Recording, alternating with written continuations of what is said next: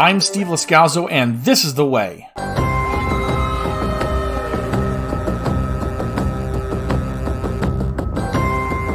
Welcome to This is The Way podcast's reaction and discussion episode for Chapter 20 of The Mandalorian, Season 3, Episode 4, The Foundling.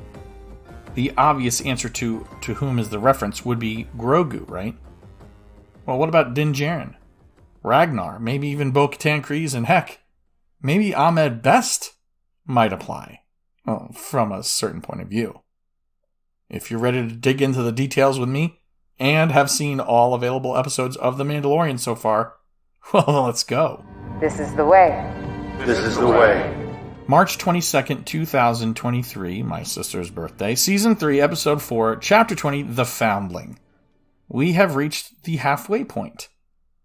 The thumbnail description and full episode description are the same and read, Din Djarin returns to the hidden Mandalorian covert. He speaks the truth. The way this has been written makes it sound like he returns in this episode, but he already did in Chapter 19. Maybe, just maybe, the episode last week was designed to solely be focused on Coruscant, and then the beginning and ending were tacked on from another episode. Maybe the pickup in the mines and the return were to take place in Chapter 20 and got moved.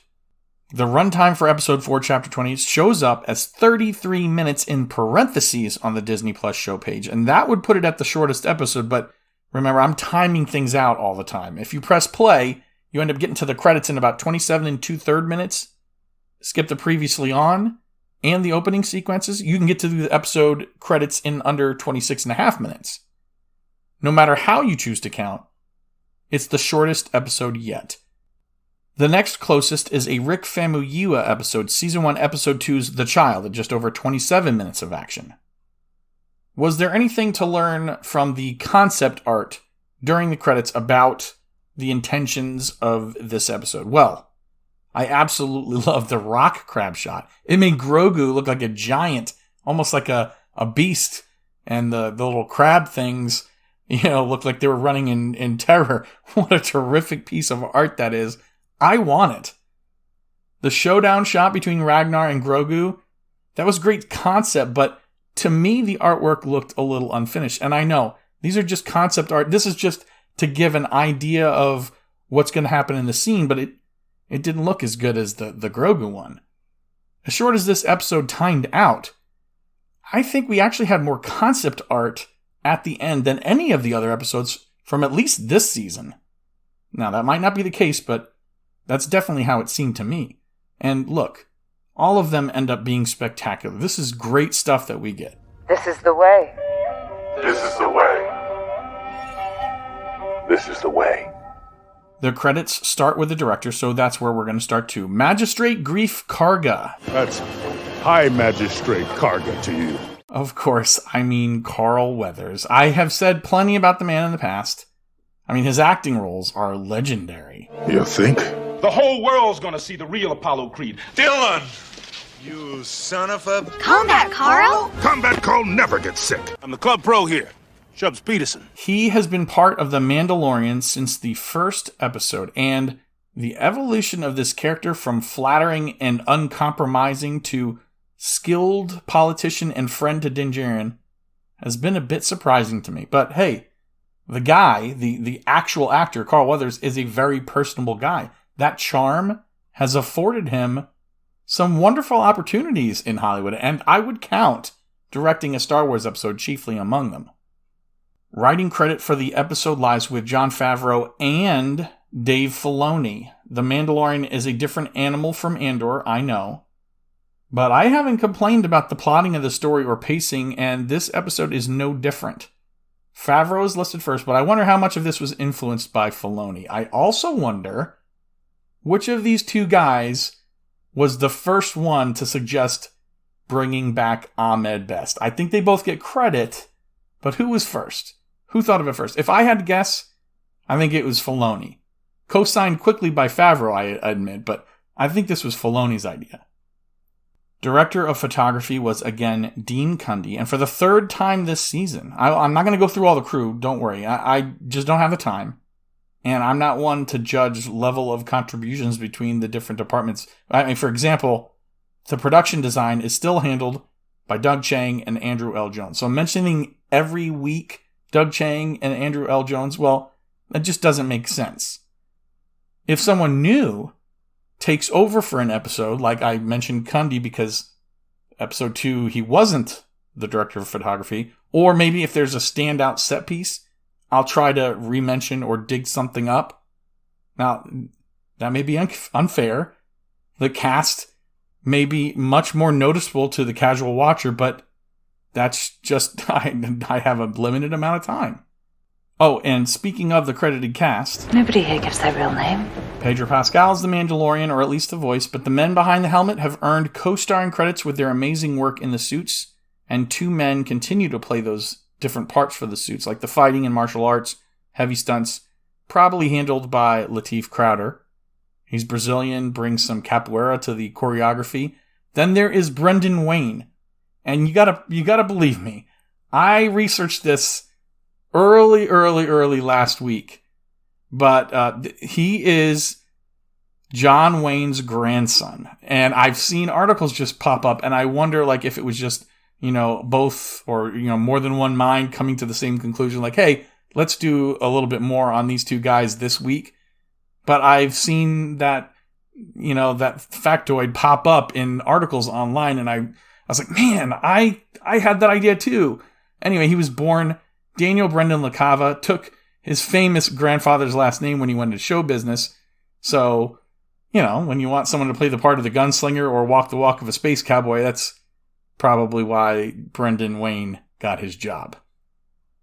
Bo-Katan Kryze is played by Katie Sackhoff.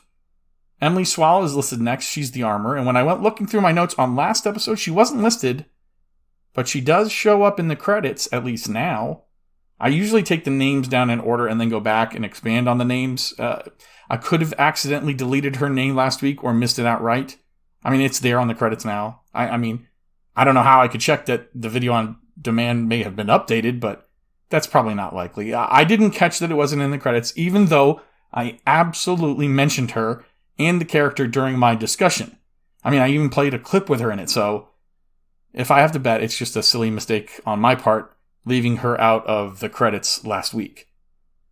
Next is a name that was once contentious among some Star Wars fans, and now people can sing his praises as the hero of the Jedi Temple, rescuer of Grogu, the sabered hand, Ahmed Best. My name is Jedi Master Kelleran Beck. Misa called Jar Jar Binks. Yeah, Jar Jar Binks. Look, I still don't like that character, and I know there are some kids who grew up loving it and the silly antics, but I think the Gungans in general, specifically Jar Jar, are dumb. That has absolutely nothing to do with Best. He did exactly what was asked of him. About 3 or 4 years ago, producers of a Star Wars-themed game show gave him a chance to create a character, his own Jedi character, to host Jedi Temple Challenge for kids. I thought it was a Disney Channel thing. I vaguely remember it, thinking to myself, I would have loved to have been part of that as a kid. Well, 10 episodes were available on StarWarsKids.com and YouTube back in the summer of 2020. That character, the host, Kelleran Beck, may not have been canon then. It is now. Not only is Best the actor playing the Jedi who rescues Grogu from the temple, something we've been wondering for a while now, but he's a Jedi and quite proficient with 2 blades. It was a joy to see Best get to play this heroic character. All Star Wars fans can recognize him now as a hero, even if some kids already grew up loving Jar Jar and recognized him for that already. Saving Grogu and looking cool doing it may not wipe away the years of harassment and abuse he suffered from some so-called fans, but it probably gives him a bump at the autograph tables. I, for one, am happy for him. Everything's gonna be alright, kid. Ragnar is once again played by Wesley Kimmel, nephew to the late-night talk show host, and we know it is Ragnar Vizsla. The judge of the duel between Ragnar and Grogu was Jason Chu. He's done stunt work and worked as Moff Gideon's double in the Mandalorian series already, and he's had a turn acting for Marvel in Luke Cage. He's been doing stunt work long enough to have done it for Marvel in Captain America Civil War. Oh, and a little old TV series called Agents of S.H.I.E.L.D. My name is Phil Coulson, and I'm an agent of S.H.I.E.L.D. Hey, Tate Fletcher appeared on that show as well, but he's got a pretty good gig with The Mandalorian. Of course, he was the Hey Mando guy in the bar in the very first episode's opening scene, and now he's been wearing the suit for Paz Vizsla for some time now. And of course, Jon Favreau is voicing that character. Temuera Morrison's voice has changed over the years. It's noticeable. It is also unmistakable that he is now the voice of the 501st and the other clone troopers in the flashback scenes from Order 66 in this episode. Then Juan Javier Cardenas gets a credit, and apologies to him, it's not his resume that interests me as much as the credit. He's listed as Senate Guard Captain. That means the ship, and I'll mention it later, it was a yacht from Naboo of the same kind Anakin and Padme took to visit his family on Tatooine in Attack of the Clones. Somebody from the Senate. It looks like it was Senator Jar Jar Binks. He may have sent the ship to aid Kelleran Beck, played by Ahmed Best, who also played Jar Jar Binks in the prequels. It is demanded by the gods, it is! Let's get started, and the previously on segment starts with Ragnar receiving his helmet during his oath ceremony. It is blended with Din Djarin walking into the living waters and taking a sample, with Paz Vizsla doubting and the armorer confirming. We see Bo-Katan come face to face with a mythosaur, and Din Djarin gets pronounced redeemed, then Bo-Katan as well, the armorer offering her a place among the same covert. After the Lucasfilm Limited and Star Wars sequence, we're back on the planet, but outside the cave. It's training day. Normally, I'd have nothing but nice things to say, but some of the computer graphics in the shots lack polish, in my opinion. The scenes definitely show us training's taking place, and not just for the foundlings, but for everyone in the covert. Grogu's on the beach, and he steals the scene, in my opinion. I wonder how many of us expected him to crack open one of the shells, or simply just, pull the crabs out and eat them raw. If you think I'm being gross, you're not remembering the space spider eggs from season 2. When Daddy Din voluntells Grogu for a duel with Ragnar, I felt like, whoa, too soon, Daddy. The more I thought about the scene, though, the more this fits with this culture. And maybe it should with lots of cultures. Failure is one of the first things the foundlings face. So often in our own Western culture, we treat failure as the end of the road or a sign that we're not to continue on. But here, the Mandalorian culture is, presenting this as part of life, and saying, hey, it's okay, this is how you start to learn. It's a wonderful commentary on what's so often wrong with, helicopter parenting, I guess.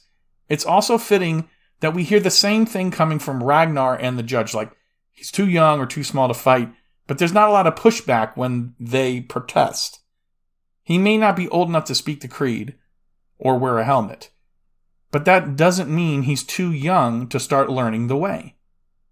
I view so much of this through the lens of my own life, I gotta say. One does not speak unless one knows. Is that not the creed? Well, I know. Perhaps this lesson is for you then. What a great line. One does not speak unless one knows. That can be applied to so many things. Even the retort to Ragnar was a good one. I mean, perhaps this lesson's for you then? There's a lot of this when you think about how Din Djarin speaks so little in the series. He listens and responds, and he lets his blaster do the talking a lot. Yeah, sure, but he's not just a man of his word, he's a man of few of them. One does not speak unless one knows. There's no interference from Din during that whole fight. The only words are those of encouragement to his kid. I mean, that's what I loved about the scene. Mommy Bo even gets involved. Don't worry. My dad was the same way. He's just proud of you. You take it easy on him, kid. Squeeze your fist to launch the darts. You'll be fine. Couple of things here. She doesn't just say, he is hard on you. It's, my dad was hard on me too. It's already accepted in her heart. Grogu may not have come from his DNA, but that is his boy. No one on the show is doubting that parental bond. This is the way. She's not hesitating taking this motherly role for him, but it's not like a soft, cushy-feely, like, well, I hope you don't get hurt. I could almost cry at how wonderful this scene made me feel. And there is one downside to this development, though. I'm going to now be furious if they don't end up a family unit. I'm not saying these two have to get married on Naboo and raise little Mandos in a castle by the sea. I'm just invested now in this new family, and I don't think I'm ready to accept any alternative. Grogu, I've seen what you can do. It's okay. Show them. I mean, isn't that the kind of encouragement kids deserve? He's down 2-0 to a more experienced duelist. But Daddy's not talking about, come on, kid, you're embarrassing yourself out there. No. Hey, if you come back and score a point, I'll get you a glowing ice pop for effort. No. This is probably a scene that gets overlooked, but I think it's important. I do want to say, I don't like, there was like 1 point, 2 points, and then 3-1 go for Grogu deciding the match. I didn't like the graphics of the leaps. I didn't like the creature capture of Ragnar, but I liked the chase. I still enjoyed the scene for what it was. And I mostly enjoyed the encouragement that was going on, and it wasn't necessarily the technical parts of this duel. I think I focused less on what I was seeing and more on what I was interpreting as being the lesson for me. Don't get me wrong either. I didn't have a problem with the direction or the camera shots. I just think if there was one aspect of the show that I thought slipped a little bit, I think it was just the computer graphics at some points. I mean, it's not even on par from what I've seen in this show, and still it's not even that bad. Let me focus on the positive. I liked that when there was a threat, the men rushed in physically. Paz Vizsla and Din Djarin reacted by immediately pursuing the creature. I liked that Bo-Katan had a plan, and at worst, flying her ship was backup. But as it turns out, her forethought ends up being the difference in this case. You know, the men run out of jetpack fuel. They rushed in head first, but Bo-Katan not only able to keep up pursuit, but she scouts and then comes up with a plan.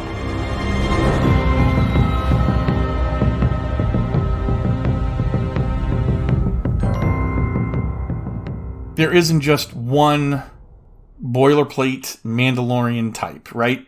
We have different skills. I mean, we have a heavy Mando, and we have other kinds of, we have a quick draw Mando. We have Mandos probably that use their tools a lot more than using a blaster.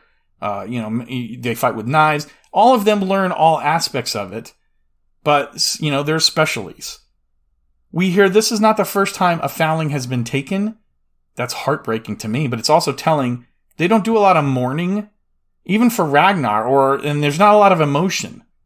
It's as if this is part of life in that universe. That's kind of depressing a little bit. I mean, sometimes young are going to be prey, not just creatures, humankind as well. That speaks to the vastness of the galaxy, even though it seems so small to us on the show. A team is assembled, and I assumed that because the armorer calls it a Shriek-Hawk team, that was why there wasn't so much panic. Paz Vizsla, enjoin the Shriek-Hawk training team to accompany you. I will pack extended lariats for your launches. We must avoid explosives and blasters for the safety of the foundling. I assumed it was a Shriek-Hawk team because the creature was a Shriek-Hawk. That might not be the case, but it felt like there was some context here and that the Mandalorians were familiar with this. And, Shriek-Hawk is on some of the Vizsla clan and Death Watch heraldry. But if it's not a Shriek-Hawk that they're chasing, I don't know why the armorer says it the way she does. My impression was familiarity with the beast is why the covert chose this planet. Maybe it felt more like home. And while it might have been native to Mandalore, maybe also the Shriek-Hawk was native to this planet as well, was brought to this planet in the long past, or something in that nature. I just felt like there was something telling us that that's why it was called the Shriek-Hawk team. You are too young to join them. All in good time. Come, Grogu. If you wish to become a Mandalorian, there is much work to attend to. After the team heads out, I thought it was terrific to have Grogu continue to learn from someone other than, mom and dad in the covert. Who better than the armorer? She's the wisest elder. Yoda was always the wisest, so I thought that was on, I know they're not necessarily related. I'm just saying, I thought her teaching him about another aspect of the culture was great. The wise elder teaching the young, the young Padawan, so to speak, youngling, foundling. It also gives us a callback to the first season. So season 1, when the armorer is making new pieces of armor for Din Djarin, we get snippets of his past in flashback form. We got to see his separation from his parents, his rescue, and folks, they're echoing it here, not just specifically with the armorer and Din Djarin and then the armorer and Grogu, but, if you see the episode, you know what's coming. This is the Forge. It is the heart of Mandalorian culture. Just as we shape the Mandalorian steel, we shape ourselves.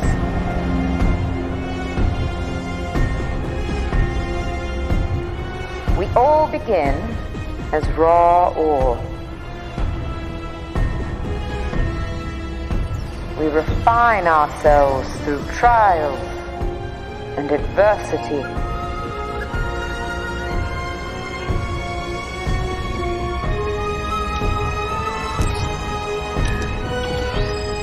The Forge can reveal weaknesses.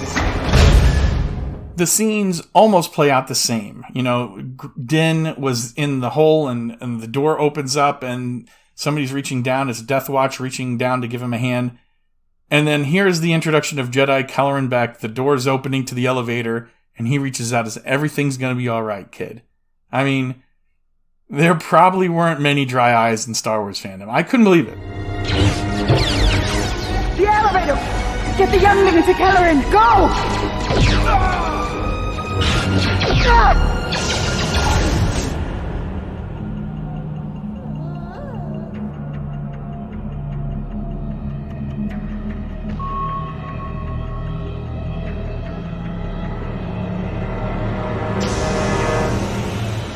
Everything's gonna be all right, kid.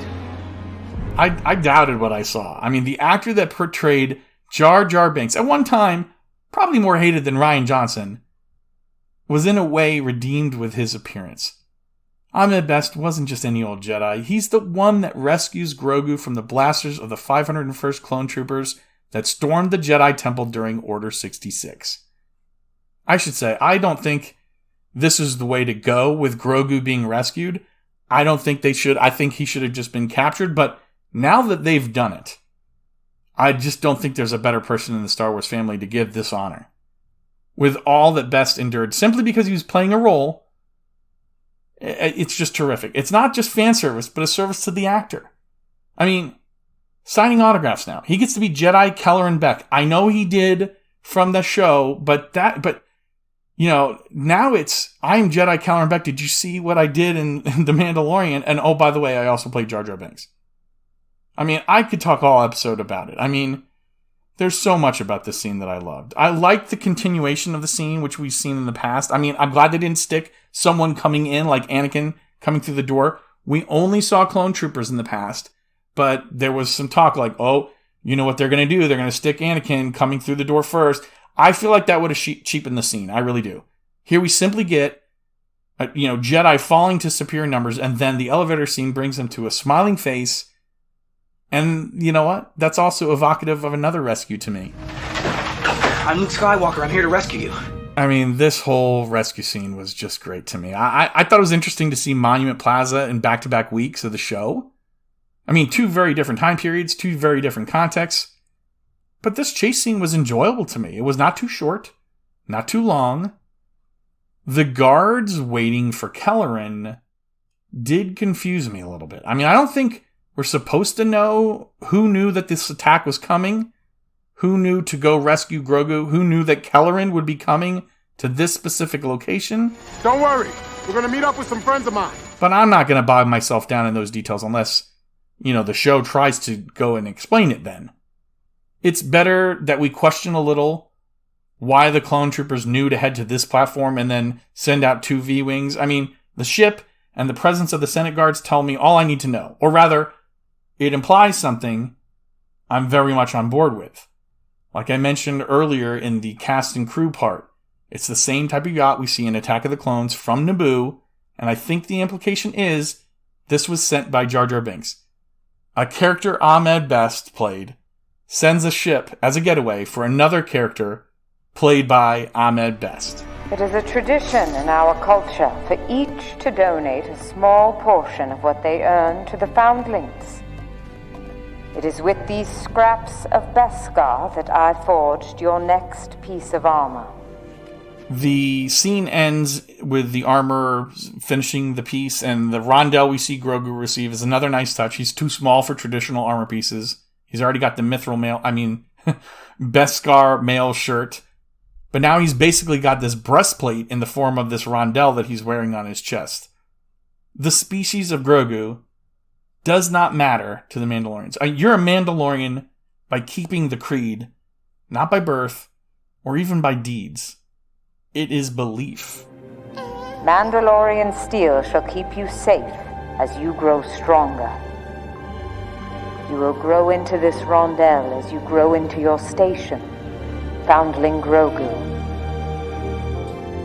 Later we'll hear that, Bo-Katan performs a great deed in service, but it's not the deed that made her part of the clan, right? It was the faith. It was her believing and observing the traditions that kept her into, or brought her into the fold.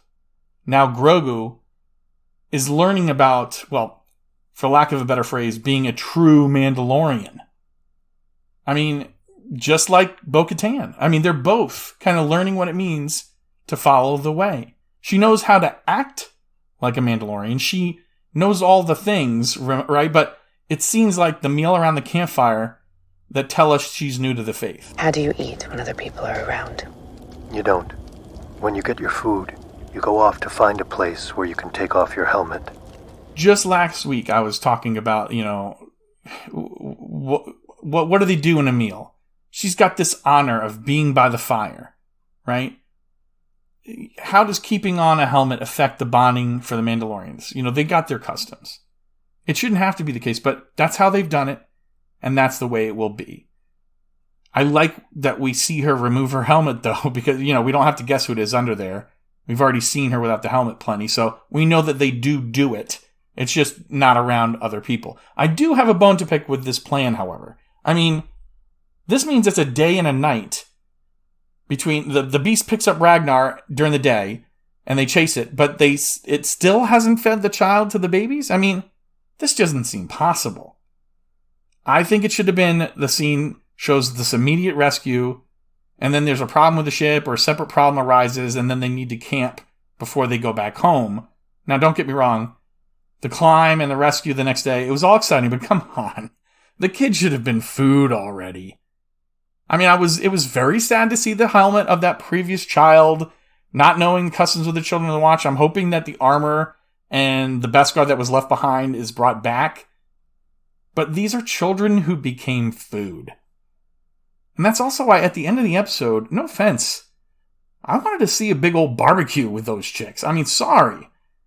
Although maybe that's like eating your kids then, because the mama bird fed her chicks that... Eesh. Take my hand!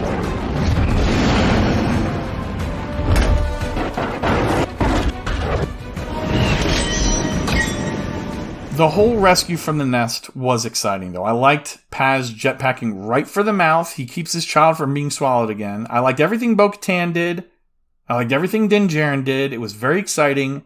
I also liked the mama getting eaten after crashing into the water. I liked the scene on the rock where the grateful dad is reunited with his son. Are you okay?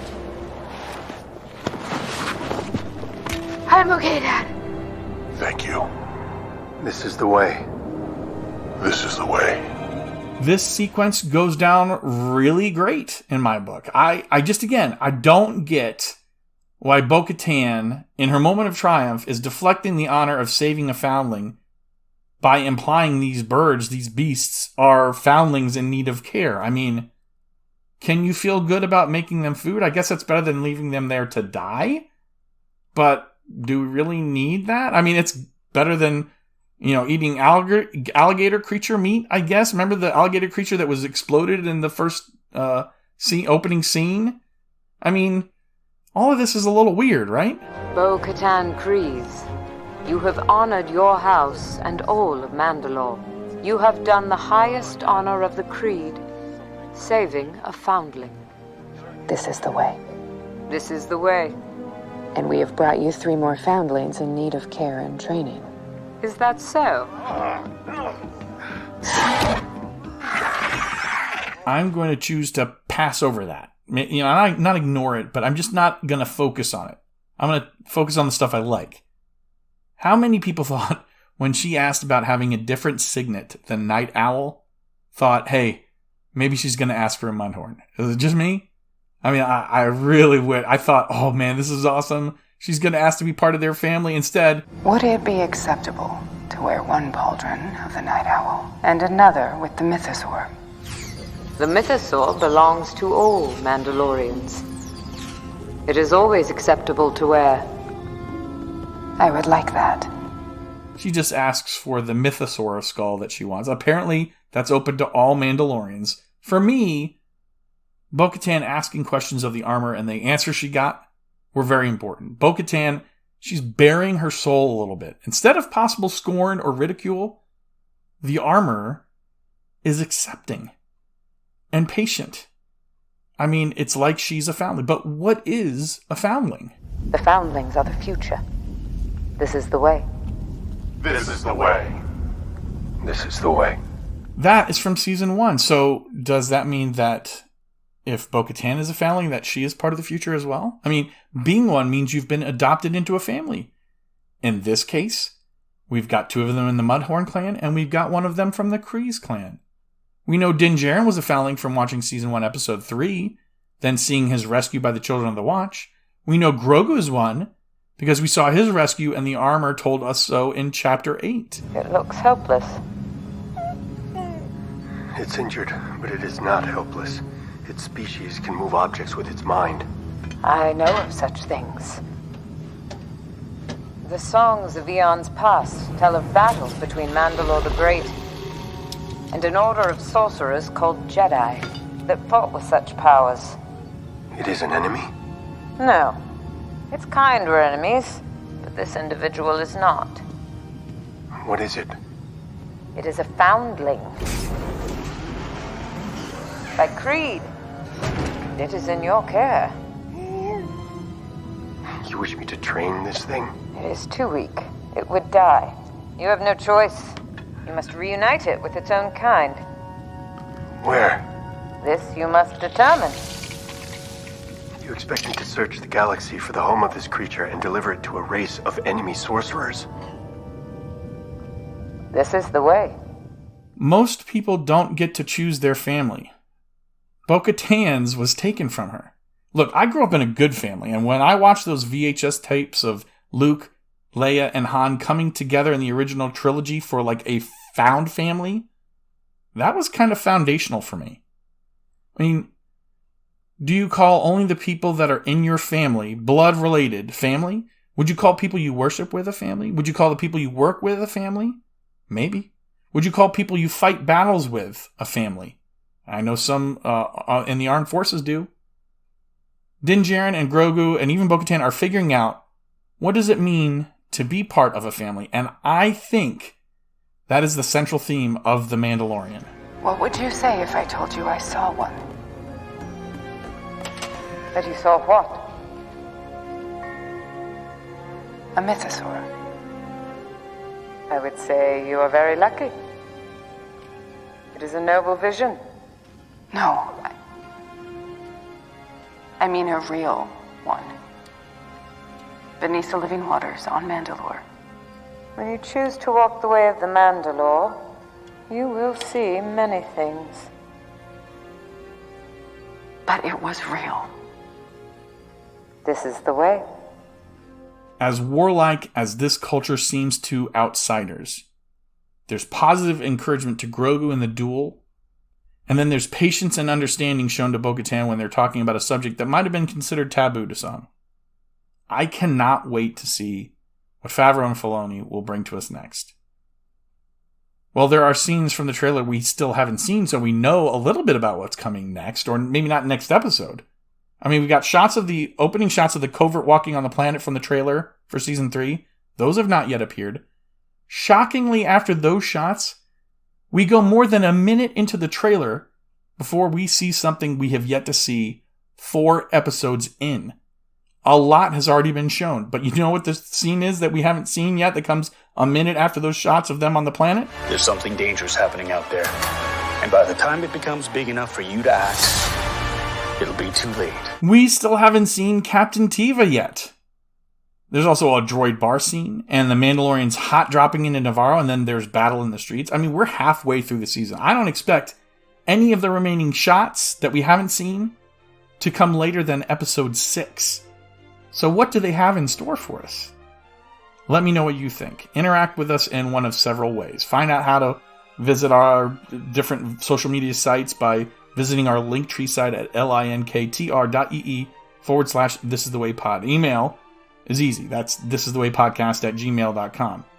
Twitter and Instagram handles are pretty easy too. @thisisthewaypod. Facebook, it's just like Linktree. /thisisthewaypod. You can also search for us on YouTube. Please do that. Please watch and please subscribe there too.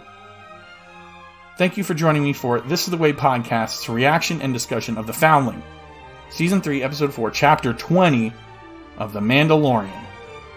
I'm your host, Steve Lascalzo, and this is The Way. May the Force be with you, always.